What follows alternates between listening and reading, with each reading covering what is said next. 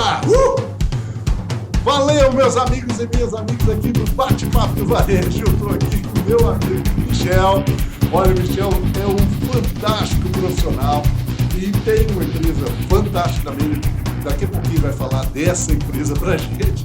Ele é um especialista do varejo e daqui a pouquinho ele estará dando umas dicas fantásticas. Por isso eu peço para você se inscrever aqui no canal, e você começa a compartilhar, começa a convidar os colegas aí, passa para os colegas o máximo possível, pessoas, que o Michel vai entregar algumas coisas muito importantes dentro do PDV, aquelas informações que você precisa durante esse momento aí de pandemia.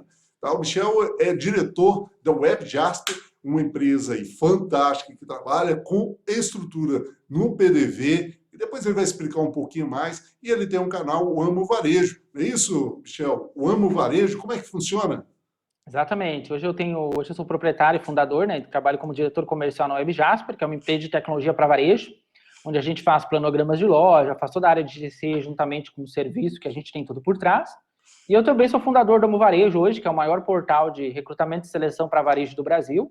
Já temos mais de 400 empresas recrutando na plataforma e mais de 12 mil candidatos aí cadastrados, com mais de 750 contratações nesse pouco mais de um ano e meio aí que a gente está no ar e operando. Tudo isso gratuitamente aí para o varejista e para o candidato. Bom, Michel, muito obrigado pela sua presença aqui, conceder esse espaço, né, para estar aqui batendo um papo com a gente e contribuindo com o varejo cada vez mais. Eu sei que esse é um papel teu mesmo de contribuir com o varejo, sempre ajudando o varejo.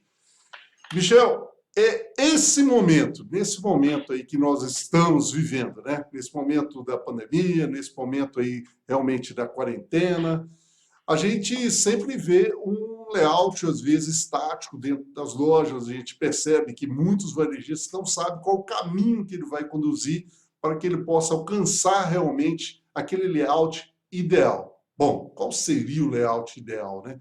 Nesse exato momento, diante de toda essa situação, como que nós podemos ter aí um layout que possa ser mais adequado às nossas lojas? Isso. Hoje o varejista, tá? Na verdade, o varejista ele sempre trabalhou muito com o feeling na hora de montar layout. Né? Utilizava ali o melhor repositor que ele tinha, alguém que tinha uma expertise um pouquinho maior em deixar bonitinha a gôndola, e ele arrumava a loja assim, né? Porém, o layout de loja é muito mais do que isso, né? A exposição dos produtos é muito maior, né? Ela não segue um padrão, ela não segue um modelo único. Cada loja, cada modelo de negócio, dependendo da tua gôndola, dependendo do metro quadrado da tua loja, dependendo do local onde está posicionado, o layout ele sofre sérias interferências. Então, a melhor maneira de você trabalhar com layoutização de loja é você entender que existem dados que você pode utilizar, que você tem que entender todo o teu público, todo o teu modelo de negócio para te aplicar isso no PDV. Então, se você se posiciona como cliente premium, como empresa premium, a tua loja tem que ser posicionada com layout premium. Agora, se você atende um público C e D, focado mais em cesta básica, a sua loja tem um outro modelo de layout, né? Então não segue uma premissa única ali. E o varejista ele sempre trabalhou com essa coisa do feeling, sempre trabalhou nessa coisa de montar da maneira que ele achava mais bonita e mais interessante, né? Quando na realidade você tem que se basear em dados e ter uma estrutura para montar lá a tua loja. A gente encontra muito, né, Michel? Quando você chega na loja, está lá o repositor, ou mesmo o varejista lá, que você fala assim, por que esse produto está nessa posição, né? E a gente vê muito isso que você falou, o feeling aí. Muitos desses repositores, aquele que sabe fazer, vai lá e ele começa a fazer aquele layout, mas no feeling dele. Porque realmente é essa posição que eu vejo diante de todos os varejistas. Isso demonstra para a gente que o layout não tem um padrão, né? Igual você falou, depende muito desse mercado que você está atuando, do tipo de loja, né, a expertise dessa loja, do que você realmente está desenvolvendo para que você possa atingir aquele público-alvo. Esse feeling, ele realmente atua hoje muito dentro das lojas? Você também visualiza isso? E isso é uma prática que eu devo abandonar ou ainda devo usar um pouco o meu feeling aí? Ou nada disso? Vamos para o banco de dados mesmo. O feeling, sim, ele tem a sua importância, tá? Somente em termos de apresentação. Mas ele entra com uma pequena parcela nessa equação. Os dados, eles sempre vão falar mais alto, como o cliente compra, aquela categoria, quais os produtos chaves da categoria, o que é destino, o que é rotina, o que é conveniência dentro da categoria. Então, você tem que entender isso. Um exemplo clássico, por exemplo, disso é o achocolatado em pó. É muito Hum, bonito você arrumar todo o chocolatado lata em cima e o sachê embaixo. Porém, você acaba pegando um chocolate que é um ovo maltine, um achocolatado que é o ovo maltine, que ele é mais premium, mais caro, custa R$ 9,90 em um pacote, R$ 12, e você acaba colocando ele lá embaixo junto com um produto baratinho. Quando, pela lógica de mercado, ele é um produto premium que deveria estar posicionado numa posição mais estratégica. Então, separar simplesmente por aparência não é o ideal. O feeling, ele entra em alguns momentos, ele entra, porque o cara do corredor, ele conhece, principalmente na termos de proporção. Olha, isso vende muito mais, então tem que colocar mais frentes. Mas aonde vai posicionar essas frentes, onde esse produto vai ir, aí sim entra os dados. Talvez o feeling, ele entra um pouco mais na proporção, mas aonde vai posicionar, em qual canto da gôndola o produto deve ficar, aí você tem que usar dados, você tem que usar informações de mercado, né, em parceria com a indústria, dados do teu RP, toda a tua informação para gerar esse layout de maneira correta no ponto de venda. e, e quando a gente olha esse posicionamento, você até disse, né, de um determinado produto, um achocolatado, posicionamentos nele. Existe mesmo aquela diferença, ou seja, a altura dos olhos é diferente lá do que a gente chama aqui de rodapé, da último posicionamento, o shoot down, né, o come poeira que está lá embaixo. Ou seja, existe diferença mesmo? E quanto representa, se existe a diferença, quanto representa isso mesmo, um posicionamento dentro da gôndola? Existe sim muita diferença, tá? Produtos que estão na altura dos olhos e no ponto de pega das mãos, eles chegam a vender 70% a mais. Isso a gente tem dado aqui nos clientes que a gente gera, né? A gente mapeia cada prateleira da gôndola e sabe a porcentagem de representatividade dela. Então, realmente, quem está ali tem 70% a chance mais de ser vendido. Mas tu não desmerece, tu não deixa de vender o produto que está abaixo. Porém, tu Uhum. tem que montar a estratégia de maneira correta. Então, por exemplo, assim, ó, se você pegar um ovo maltine de R$ 12 e colocar ele nessa região de 70%, é óbvio que ele vai ter uma representatividade maior de venda, vai ocorrer uma venda com mais frequência. Porém, se você colocar embaixo, ele não é um produto que o cliente procura. Ele é um produto que o cliente compra por oportunidade. Agora, se você colocar um baratinho de R$ 2,99 mais para baixo, o cliente ele vai atrás porque aquele cliente que está procurando, ele está atrás de um preço. Ele está atrás de algo especificamente ali, ele tem um critério de compra diferente. Então, você tem que entender isso. E sim, dependendo do nível da gôndola ali, dependendo, cada categoria tem mais proporção, tá? Por exemplo, algumas categorias é 60%, a outras vai ser 50%. Depende muito da proporção de categoria, mas normalmente é acima de 50% no nível das mãos, no nível dos olhos, vai vender mais sim do que a última prateleira lá e os rodapés, né? Os rodapés ali, né? E nisso nos dá que dentro de uma loja, então, tem pontos quentes, pontos frios, né? Como que eu posso diagnosticar esses pontos dentro de uma loja? Perfeito. Quando você vai montar a sua loja, você vai desenhar o layout dela, a primeira coisa que você tem que analisar é a planta aérea dela ali, né? A posição, Uhum. a posicionamento das seções. Existem os setores de perecível, eles sempre são geradores de fluxo, faz com que o cliente se direcione. Então, automaticamente, eles são áreas quentes da loja. Eles vão atrair o maior público para lá. Então, você precisa entender que, por exemplo, assim, ó, se sua loja, por exemplo, ela está aqui, e você tem os perecíveis, em vez de estarem ao fundo, eles estarem todos à esquerda, você vai ter um canto de loja que toda a tua loja à direita ela vai ser morta praticamente em termos de, ela vai ser uma loja muito fria.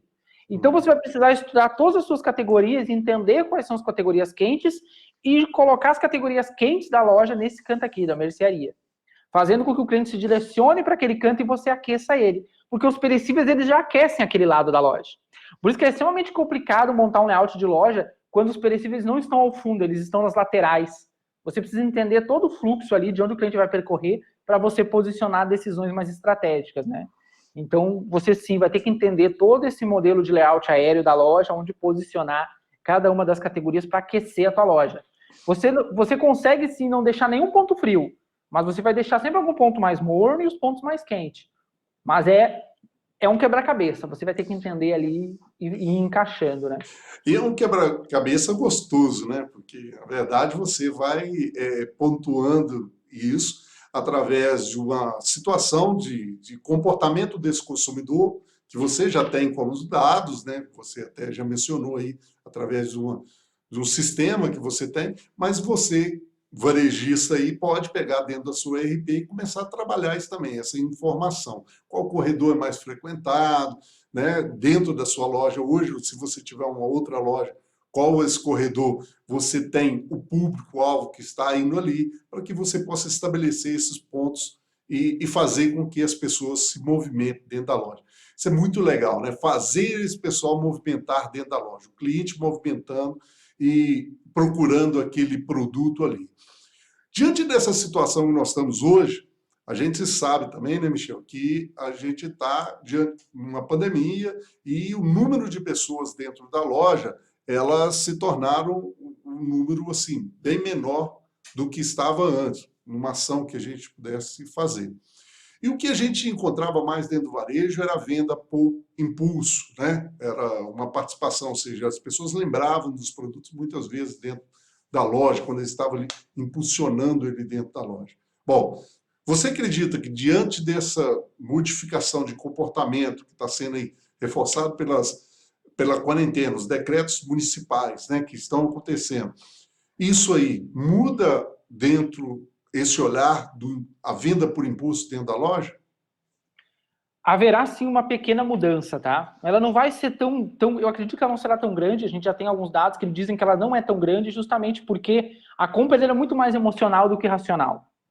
Então, quem souber ainda trabalhar, expor o produto, fazer o cross ali, pegar o produto do bazar, fazer um cross lá nas massas, lá, fazer um cross no arroz, fazer esse jogo nos perecíveis com produtos da curva C, da mercearia, vai continuar tendo uma venda expressiva, assim, de curva C.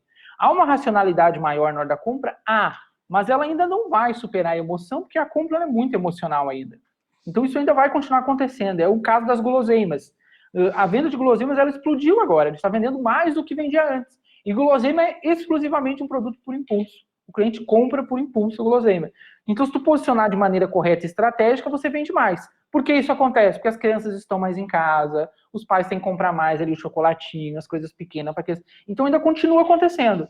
Então, se você conseguir posicionar a sua loja, fazer um bom merchandising, entender onde é a área quente, onde é a área fria, onde colocar um cross, onde colocar um ponto extra, de maneira estratégica, a venda por impulso ela vai continuar acontecendo.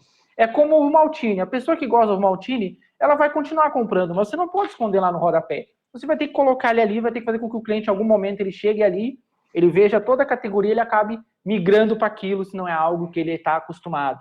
Então, o único jeito de você vender por impulso, fazer com que o cliente compre mais, é posicionando seus produtos de maneira estratégica, né? Fazendo um bom jogo de margem. Nós temos clientes aí que estão ganhando muito em margem, fazendo merchan, né, que acabaram subindo a sua margem. Enquanto que todo mundo está comprando item de curva A lá, baixo preço, muito cliente está subindo a margem porque está sabendo fazer um bom cross, sabendo fazer uma boa venda casada, está sabendo lá que ele teve que tirar a sobremesa de um lugar e colocar ela para outro lugar, porque ela estava numa região mais fria e o cliente não está mais procurando, então ele tem que ver. Então essa estratégia ela é muito importante, mas a compra por impulso ela vai continuar acontecendo sim, ela ainda move o varejo e vai mover. É ali que está o nosso segredo, né? É ali que está a nossa margem, a nossa rentabilidade. Isso não vai acabar. Não, graças a Deus, né, cara? Mas eu penso aqui, eu acho que vale aí você fazer um pouco mais de exemplificação desse cross merchandising, dessa venda casada. Talvez alguns aqui podem ter dúvida com relação aí o que realmente significa isso dentro da loja. Você já até disse, né? Com esse trabalho, vocês impactaram muito positivamente as margens de muitos varejistas. Então, isso é algo que chama atenção mesmo, né? Casar produtos com aquilo da curva A, com alguns produtos que você possa impactar nessa margem dentro da sua loja. O que seria prática mesmo de exemplo dentro desse cross merchandising? Perfeito. O primeiro ponto que você precisa fazer, algo que rentabiliza muito, que dá muito resultado, é comparar as tira-cross, aquelas tirinhas que você coloca nos corredores, que você posiciona com produtos complementares. Então, lá na massa, tu bota um escorredor pendurado na tirinha, faz toda essa posição. Os perecíveis também são situações onde você pode montar mesas ali de tapioca, colocar próxima à área de padaria, colocar próxima a áreas temperaria mais próxima ao açougue, porque agora o cliente ele não vai, talvez, no tempero mais fino, então você vai ter que colocar numa área bem mais quente, que é próximo ao açougue. Um outro exemplo muito prático, a gente fez um cliente nosso como teste, uma loja, ele tem 12 lojas hoje, a gente fez teste em uma, ele notou que nos últimos 45 dias a venda de bazar dele fez isso aqui, porque o cliente não está mais frequentando e comprando o bazar. Sim. A gente eliminou todo o corredor de bazar dele, ampliou várias seções da loja e pegou todo esse corredor de bazar e distribuiu nas categorias complementares. Então, as cafeteiras foram tudo para o café, né? As panelas foram tudo muito próximo ao arroz, ao feijão, à linha alimentar. Nós movimentamos. As taças, foi criado um módulo lá na linha de bebidas de vinho. O que aconteceu? Ele teve um incremento de 22% na categoria.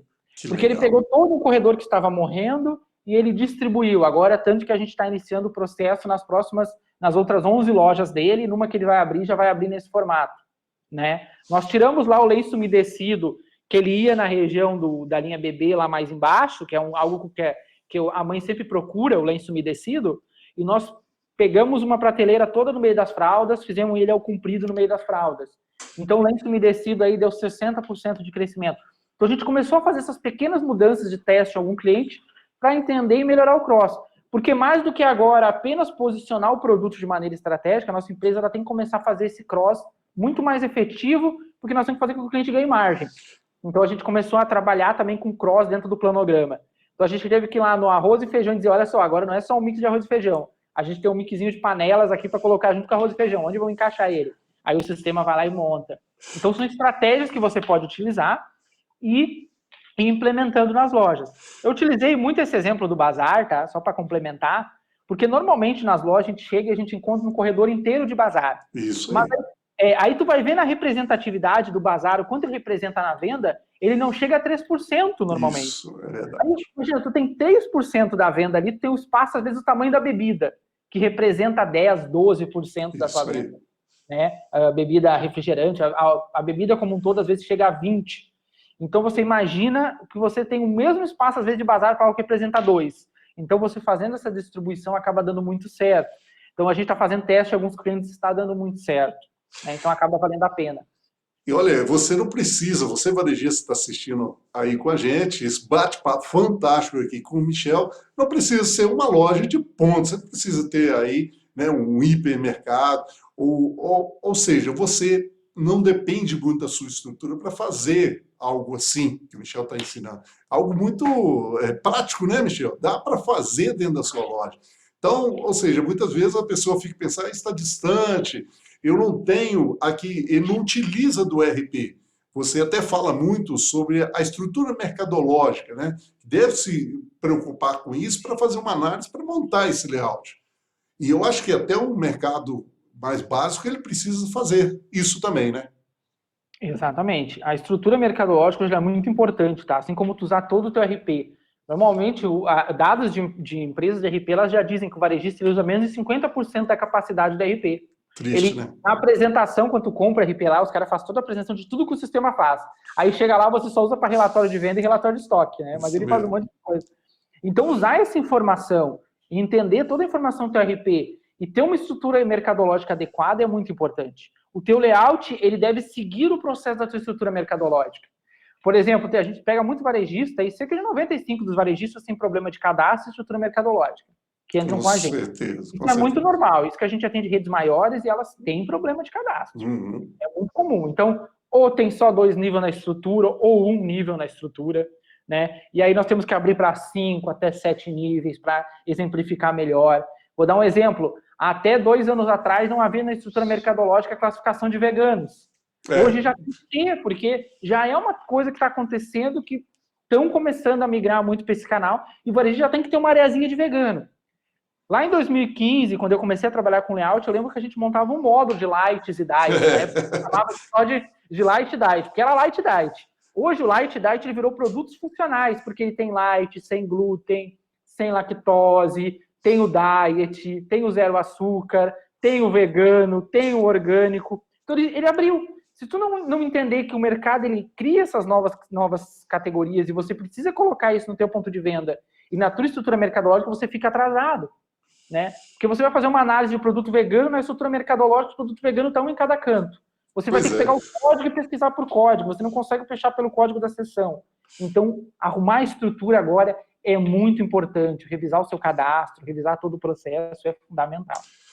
E aí leva aquela informação que a gente sempre fala, né? Se você hoje está com tudo arrumado, você tem todas as informações, isso nos traz algum resultado realmente que você vai compensar nesses momentos da competitividade, da crise que nós temos aí, né? E olha, para você que está aí no canal, não se inscreveu ainda, se inscreva, tá? E também compartilha aí para que outros possam estar escutando o que Michel tem aí. E você nos comentários pode fazer perguntas também. Nós já combinamos com o Michel, nós vamos encaminhar para o Michel as perguntas, ele mesmo vai responder aí para você, dando orientações do que você realmente precisa para que a sua loja possa implementar melhores resultados. Michel, eu vejo muito dentro desse layout, dentro dessa posição de mercadoria, muitos varejistas, às vezes, ele tendo dificuldade em saber como que ele vai entregar realmente essa loja, como que ele vai se posicionar com essa loja diante do mercado que ele atua. O que ele deve fazer, então? Por exemplo, você até falou assim, olha, para fazer um layout, teu filho tem uma ferramenta, mas o que ele realmente ele deve fazer nesse momento para que ele possa realmente fazer algo que modifique ele do mercado, deixe ele diferencial dentro do mercado que ele está aí? Ou seja, principalmente na sua loja, né? Dentro da sua loja, perdão. O primeiro ponto, tá, é você entender quem é seu público-alvo, qual o mercado que você atua ali, qual o nicho que você busca atender, né? Aonde você está posicionado. Entender também quem são seus concorrentes. Nós temos um caso de um cliente, né, que a gente fez um trabalho consultando a Nota Fiscal Paulista lá em São Paulo, e ele tinha um concorrente que ele dizia, não, aquele cara ali da esquina é meu concorrente. Sim. Quando nós fomos buscar pelas vendas do cupom fiscal pelo CPF, o concorrente dele estava a 3 quadras, porque o posicionamento daquele da esquina era um e o posicionamento dele era outro. Na verdade, os dois poderiam até ser parceiros de negócio, porque não se concorriam, não eram os mesmos clientes que frequentavam. E uma loja, uma quadra da outra. Então, tu tem que entender isso também. Depois que você entende qual é o seu posicionamento, você precisa abrir toda a sua estrutura, entender qual é o mix de produto que você trabalha, se aquele mix ele realmente atende aquelas pessoas, aquele público-alvo que você está destinado, se sua loja não está premium demais para uma região que não tem porte para um mercado premium, se tu não está simples demais para uma região onde há muito escritório, muita residência de maior valor ali, as pessoas têm um ticket de compra diferente, né? Compra produto mais premium, mais primeira linha, mais marca líder. Então você vai ter que entender e analisar o cenário. Então depois que você analisou o cenário, você tem que refletir isso diretamente nos seus produtos. O produto certo para o cliente certo na quantidade certa. Isso é um fato. E depois sim você pode analisar toda a sua estrutura. A minha estrutura atende esse cliente, ele vem aqui, ele tem conforto, ele tem checkout o suficiente. O cliente, vocês têm que entender que o cliente, por exemplo, que não busca preço, ele não tem paciência para fila.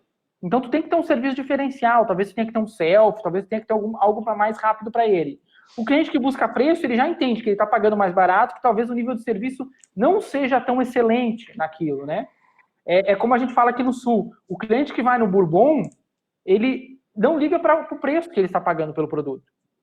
Ele vai ali, ele simplesmente compra e ele quer ter um serviço completo, né? Eu, por exemplo, aqui que moro na cidade de Lajeado, a gente tem um mercado premium aqui, eu compro basicamente lá, porque primeiramente a gente não tem filho, é só eu e minha esposa, a gente vai fazer compras no mercado, a gente não mudou nossos hábitos de compra, a gente vai lá, compra sempre as mesmas coisas, ou coisas diferentes, mas sempre no mesmo nível, a gente continua comprando vinho, continua comprando esses produtos, mas a gente vai lá porque o serviço dele é muito bom.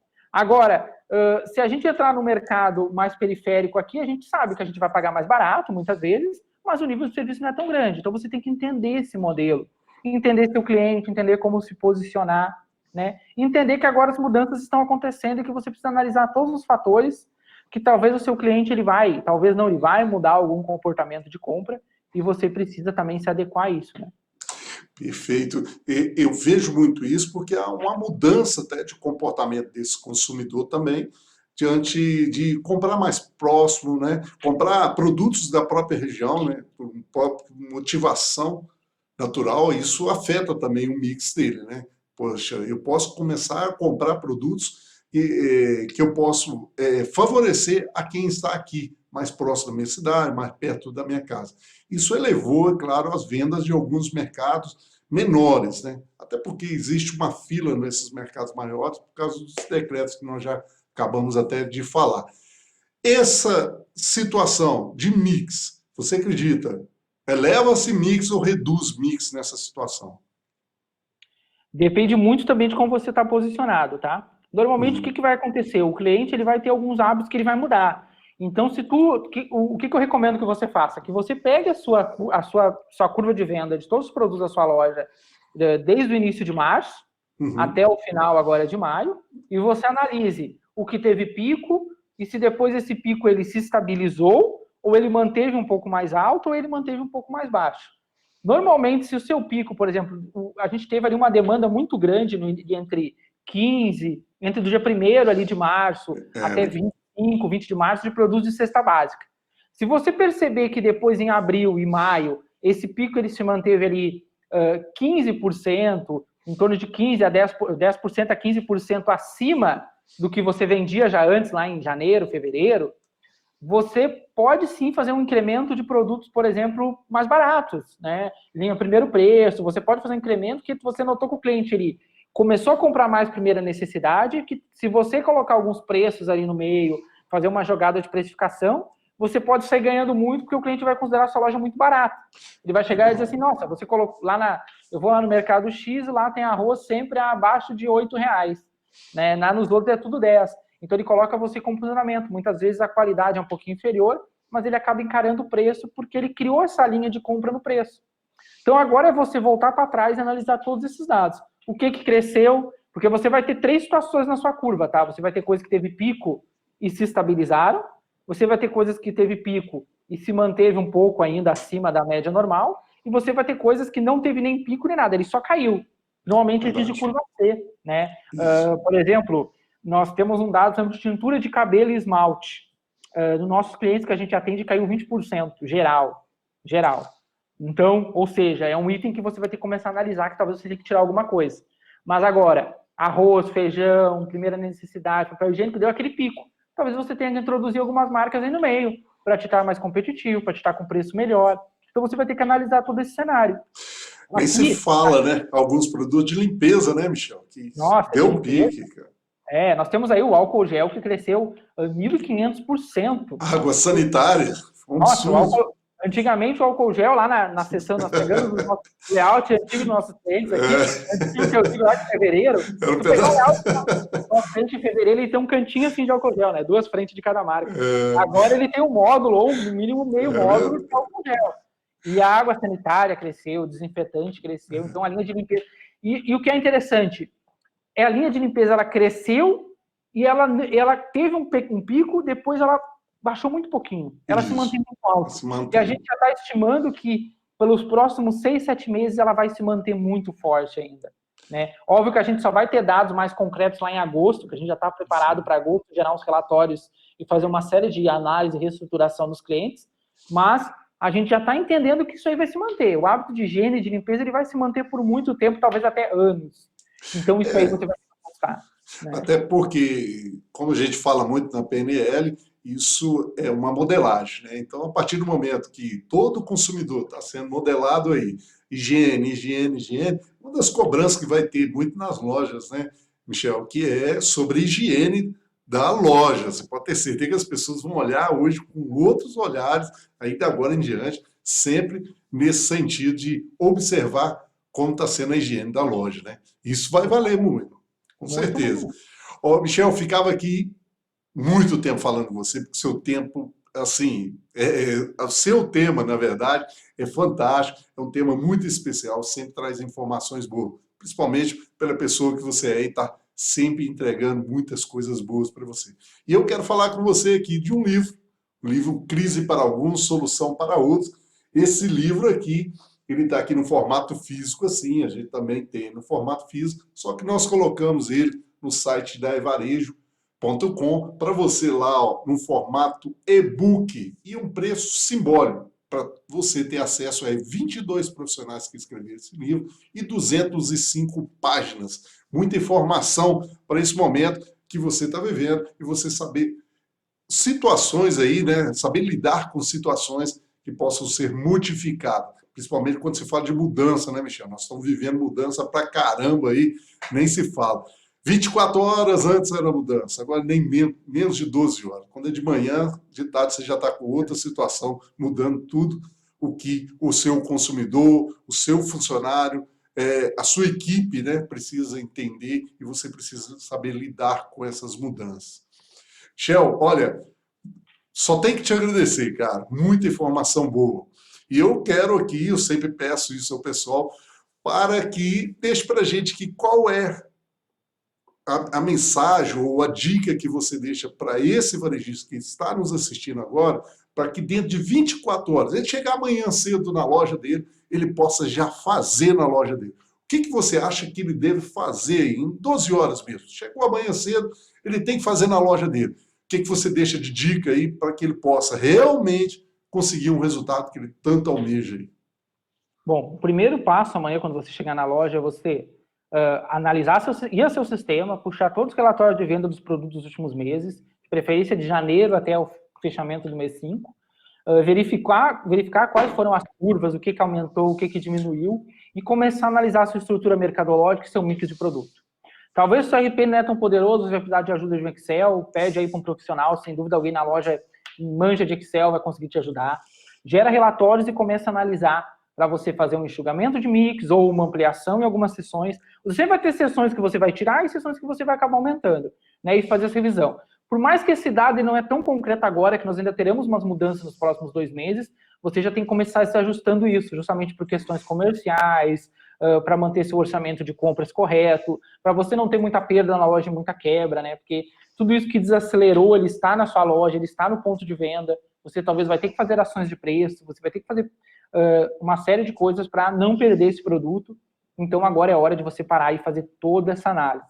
Comece a trabalhar com dados, usar dados na estratégia de negócio de vocês, que vocês vão ver que vocês vão estar muito, muito mais preparados na hora que tudo isso passar, né? Que sempre passa. É um momento, vai passar, mas quem se preparar, quem estiver adequado agora, sem dúvida na frente vai colher muitos frutos. Por isso que é bom estar sempre preparado. Por isso que você, varejista, aí, precisa se preparar mesmo, cada vez mais, buscar informações e compartilhar, tá? Compartilhe esse vídeo aí com vários contatos seus, porque tem muita informação boa. Michel, muito obrigado, cara, pela sua presença, porque o que você trouxe mesmo aqui pra gente foi informações assim, valiosas, que realmente vão mudar o conceito desse varejista do dia a dia dentro da sua loja.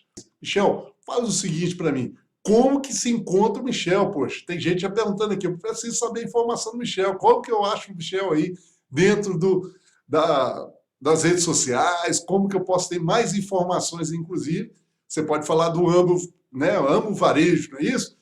Para que as pessoas possam aí cadastrar lá, tem muita gente precisando aí também. Perfeito. Se você digitar em qualquer rede social meu nome aí, Michel Jasper, J.A., você me encontra, tá? Porque a gente é bem posicionado nas redes, LinkedIn, Instagram, Facebook. Se você digitar no Google, já vem meu site, aparece as minhas empresas. Então, me achar é bem fácil. É só ir pelo meu nome em qualquer rede social ou no Google que você me encontra e a gente está bem ranqueado e bem posicionado nas redes sociais. E se você está em busca de recolocação ou você é empresário e está em busca de candidatos, acesse www.euamovarejo.com.br, cadastre sua empresa lá, você recebe uma senha para buscar candidatos. Hoje a plataforma aí tem mais de 12 mil candidatos e cada dia entra em média 40, 50 pessoas novas lá e 5, 6 empresas. Então está crescendo bastante, muito emprego, muita oportunidade lá dentro. O setor varejista está bem aquecido em termos de contratação, tá? Nós temos aí mais de 2 mil acessos por semana na plataforma. Então é muita gente buscando gerente de loja, líder de seção, operador de caixa. Então cadastre seu currículo lá, que sem dúvida é uma oportunidade aí. Michel, mais uma vez, muito obrigado pelo seu conceder esse espaço aí, estar com a gente aqui. E é claro, o varejo precisa de pessoas como você, Michel. Obrigado, Edson. Muito obrigado. E agradeço muito o convite aí. Quando eu sair daqui, já vou comprar o livro aí para ver. Isso aí. Vamos lá, vamos adquirir o livro. Tá lá no site da Varejo, tá? Para você, a um preço simbólico. Satisfação, obrigado. Varejo precisa de pessoas como você. Valeu, Michel. Valeu, Ederson. Obrigado.